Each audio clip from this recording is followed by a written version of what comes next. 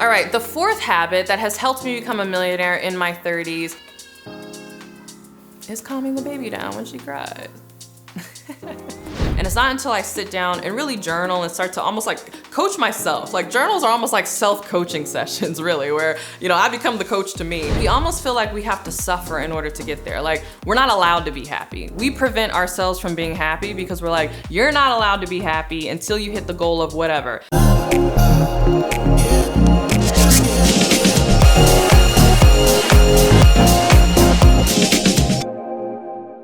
Hey, CourtneyLSanders here. Welcome back to my channel. If you're new to me, I'm a full-time online life and business coach as well as wife and mom. I wear all the hats and do all the things, but I do it because I'm so passionate about helping you turn your success story into a 6-figure or even 7-figure coaching brand.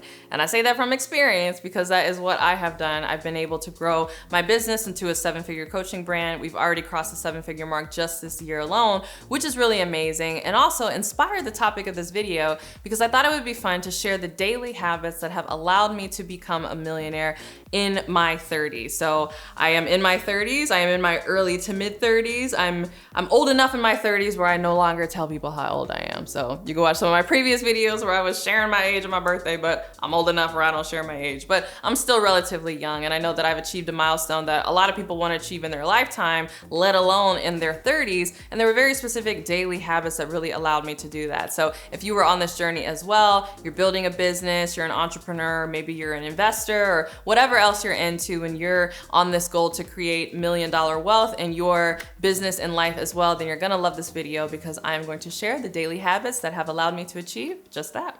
Okay, the first habit that helped me become a millionaire in my 30s, and you hear this habit all the time, but it really works, is I got into the habit of getting up early in the morning. Now, I get it. I know some people naturally are night owls, right? I have nothing against that. I get it if you want to do work, late into the evening. But for me, getting up early was really important, and I actually started this habit in college because I wasn't always an early riser. I was the type of person who would get up at like 9:30 or 10. And so in college, after I had my big screw up and I lost my full ride engineering scholarship and I had to like really get my life together and get very serious about school, I had a full class load because I had a lot of credits that I needed to make up.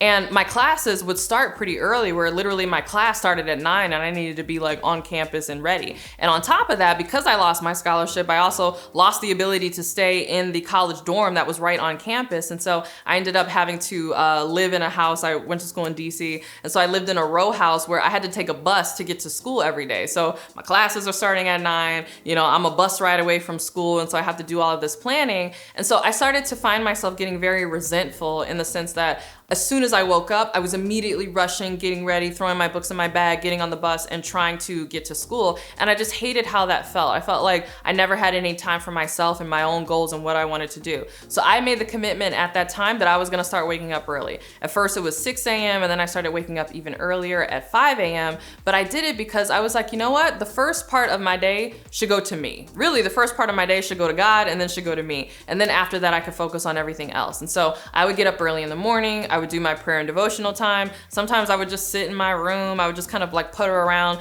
I just liked the free space that I had to work on my own goals, to read books that were interesting to me, and to really give myself that time before having to, take action on any commitments that I had made or do anything that anyone else wanted me to do. It was really my time to focus on myself. And so that is a habit that I have maintained all the way up into this day, well into my 30s. And I say that that is a habit that has really contributed to my ability to become a millionaire in my 30s because that free space has just done so much for me. One, it's allowed me to come up with great business ideas, great coaching programs, and a lot of the different things that I do. But also it's allowed me to really invest in myself and develop my wisdom. So a lot of people who follow me, they really enjoy my content. They're like, where do you get this stuff from? I love the way that you're able to explain a lot of this. I'll tell you, I am a voracious reader. Like I love reading. I love getting wisdom and knowledge from other people who just have really interesting things to say. And I love taking that information and combining it with my own life experience and coming up with my own insight. And so I have done this for years. I would not have been able to do this had I not gotten up early. So if you hate getting up early, I commiserate with you, I understand, but I can't tell you any other way. You need that time before the rest of your day starts. So I would say figure it out the best that you can, but getting up early and giving that part of my day to myself has really helped me become a millionaire before 30. All right, the second habit that I do that I just alluded to in the first point is that I am a voracious reader, right? I have a daily habit of reading books, sometimes multiple books. And here's the thing, taking notes, right? So there's a really sad statistic that most US adults stop reading books after high school. Like after high school, and then those that have gone on to college, unless it's like a requirement for their position, they literally will never pick up another book again in their life, which is just like mind-blowing to me, insane.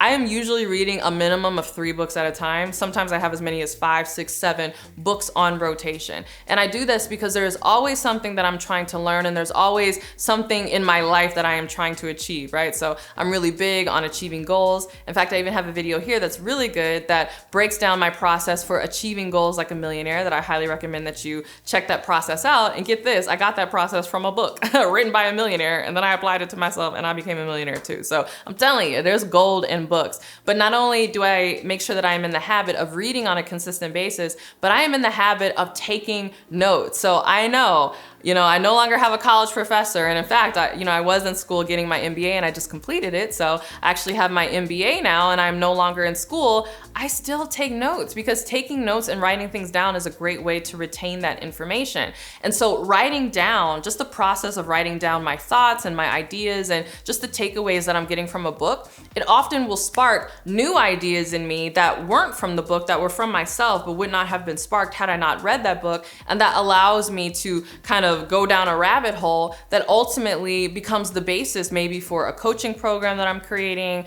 or some content that does really well on social media, or an event idea, or anything. Some of my best ideas that I've done in my business were sparked because of something that I've read and something that I referred back to because I often take notes on the books that I read. So that's kind of like a 2-in-1 habit. But if you're not already, you want to get in the habit of making sure that you are reading consistently and that you are taking notes on the things that you read, because you never know when you refer back to it what kind of ideas it's going to spark. All right, the third habit that I've been doing since, again, my college days, since I made that commitment to get up early, is journaling. So journaling is almost as important to me as reading. It's close, it's not quite. If I had to choose, if I was on a desert island and someone was like, you have a book or you have a journal, I would definitely choose the book, but the journal will come in a close second place, because the journal is my private place where I can really kind of unload and think about how I think about things. So oftentimes I'm not sure what my opinion on something is until I journal about it. I'm actually not sure what my perspective is or how I feel about things. So I will journal for everything. I'll journal for personal things, issues that I'm dealing with, that I'm trying to figure out, goals, aspirations. Sometimes I journal prayers to God. Like I journal all kind of stuff all the time, but I love that it's kind of my free creative space to kind of meander and get my thoughts out on paper. And oftentimes I'm really surprised that as I start writing things down, how I feel about something or the answer for something often becomes clear literally as I'm journaling it. And so that act of writing is really important to me because I often can't see things. Like oftentimes we get so frustrated by everything that's happening in our life and everything just seems jumbled together and we don't know the way out. But I find that as I am journaling, literally as I'm writing things down, I'm like, oh, I see the order of things and there's a level of clarity that comes to me. So I say that this has really helped me become a millionaire because again, this has helped me even get a clear order in terms of the actions that I need to take in my business and things that I need to do in my finances. Sometimes I have it backwards where I'm like, oh man, I think I need to focus on, X, Y, Z, and I'm feeling overwhelmed by it and I'm not getting the results that I want. And it's not until I sit down and really journal and start to almost like coach myself. Like journals are almost like self-coaching sessions really, where, I become the coach to me and I'm getting clear and I'm like asking myself questions like, okay, you say this, but do you really value this? Well, is that the priority? And all these things become clear and I'm like, oh my goodness, how did I miss it? The answer was sitting there all along, but I never would have gotten access to it had I not journaled. So journaling truly is a secret weapon of mine, and it's a habit that I highly, highly recommend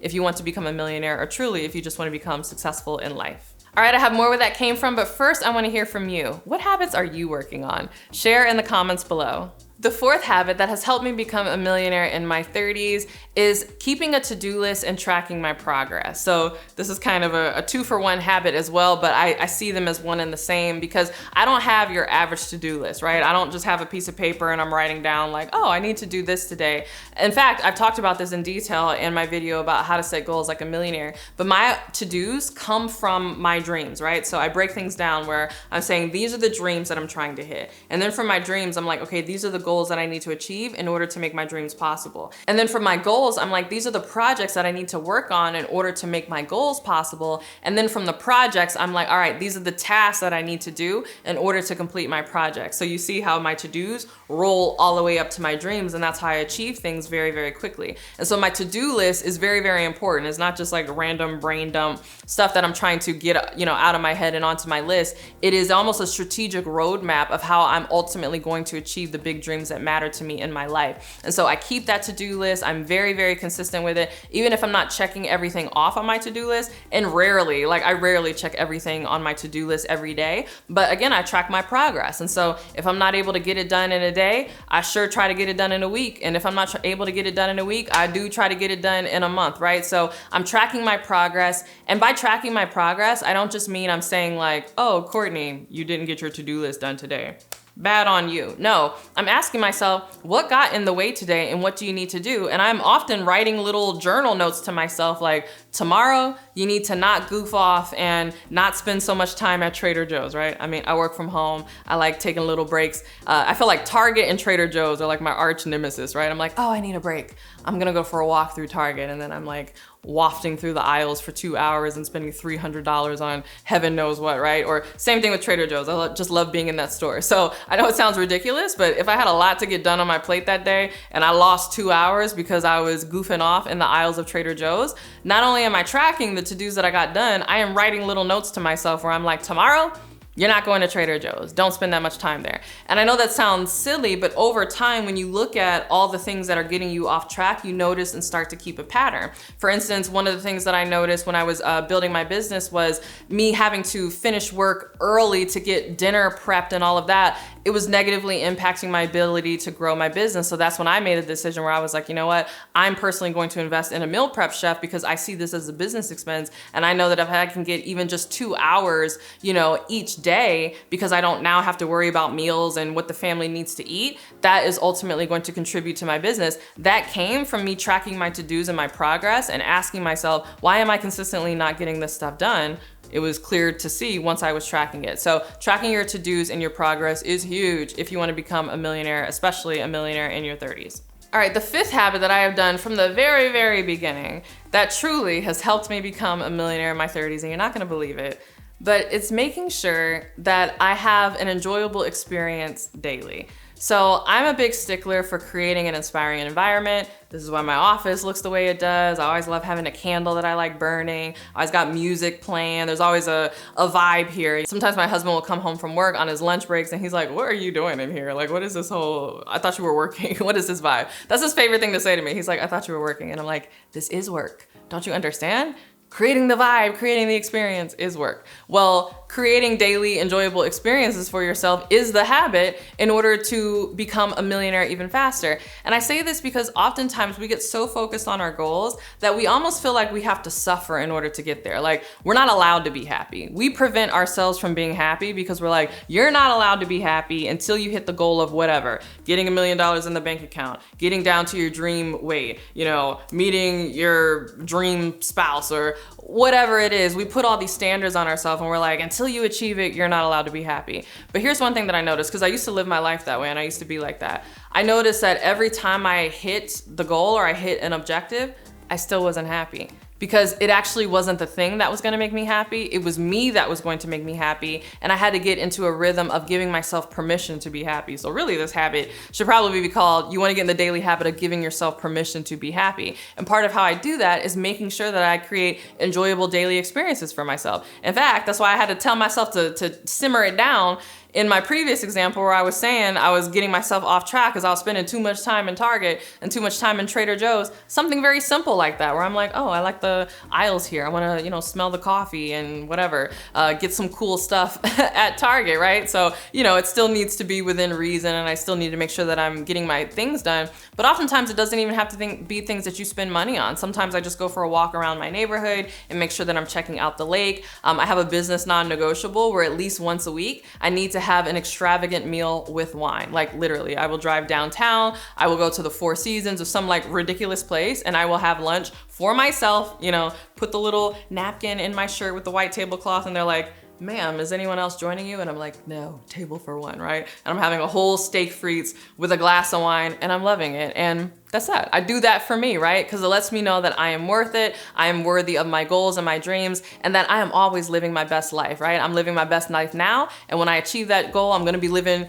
my best life then, right? So it's truly an act of just honoring my own self-worth and really giving myself rewards for my progress towards my goals. Because again, oftentimes we don't give ourselves permission to be happy, and we don't reward ourselves until we hit the goal. I find that rewarding yourself on the milestones along the way, even if it's just something as simple as allowing yourself to take a walk around your neighborhood because you had a good day that day and you got things done on your to-do list, makes it all the more worth it, and it makes you excited to show up every day, and you show up energetic, and that is what ultimately contributes to becoming a millionaire at any age, but especially in your 30s.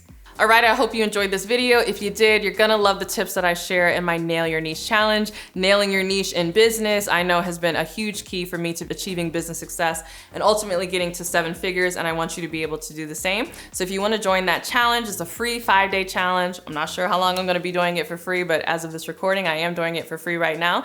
You can click the link below to register. If you see spots available, make sure you sign up, because once that number hits 0, the page does redirect to a wait list, and then you'll have to wait until the next time that we're running the challenge. So if you want to join, click the link below, and I hope to see you inside. All right, thanks so much for watching this video. If you loved it, don't forget to give it a thumbs up and subscribe. And if you can't wait until my next video, make sure that you are subscribed to my podcast, The Courtney Sanders Show. And if you can't wait till my next podcast episode or my next video, make sure that you are following me on Instagram. It's CourtneyLSanders on Instagram, where I share more great content like this on my feed, as well as the behind the scenes of my life and my stories. And with that, I'll see you in the next video. Bye.